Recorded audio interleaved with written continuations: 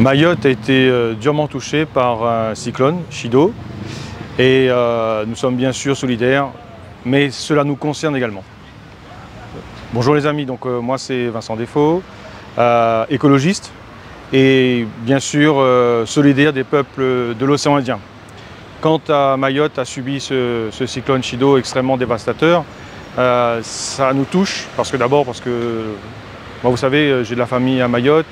Nous avons tous des relations, des connaissances qui sont entre La Réunion et Mayotte et nous sommes forcément touchés. Au-delà de l'aspect humanitaire, humain ou personnel, il y a des questions politiques bien sûr qui se posent. Il y avait par exemple la question migratoire, il y avait la question aussi de la coopération régionale, du co-développement. Certains même ont évoqué le droit du sol, mais ça ne va pas être mon propos. Parce que là, je ne suis pas là pour faire de la politique politicienne, mais je vais recentrer sur l'étang salé.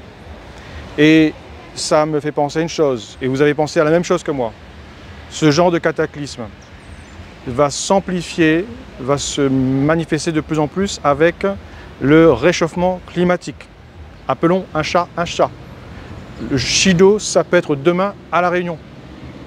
Tout peut partir. C'est vrai que nous n'avons pas les bidonvilles ici, et heureusement, à l'étang salé, c'est fini le temps des paillotes à l'étang salé comme dans le temps, mais vous savez très bien, et Génération Écologie, donc le mouvement auquel j'appartiens, s'est beaucoup battu sur cette question-là, que le risque submersion marine, le risque inondation est vrai à l'étang salé. Vous avez suivi ma bataille sur la protection de l'étang du Gol, le quartier de l'étang du Gol comme l'espace naturel, donc de l'espace d'eau, mais aussi ça concerne l'étang salé. Étang salé les Bains, qui est menacé par le risque submersion.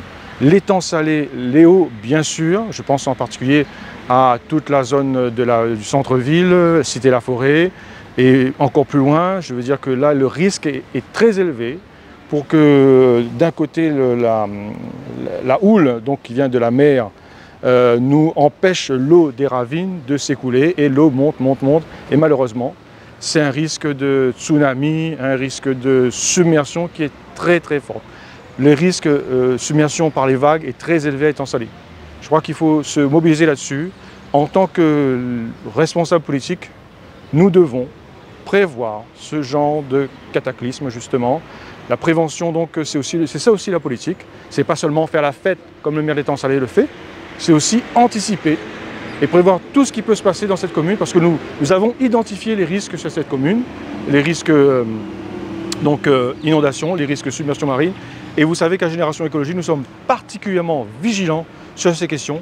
Et nous allons défendre bien sûr la nature, nous sommes écologistes, mais aussi les hommes, les femmes, la population étang saléenne face à ces risques majeurs.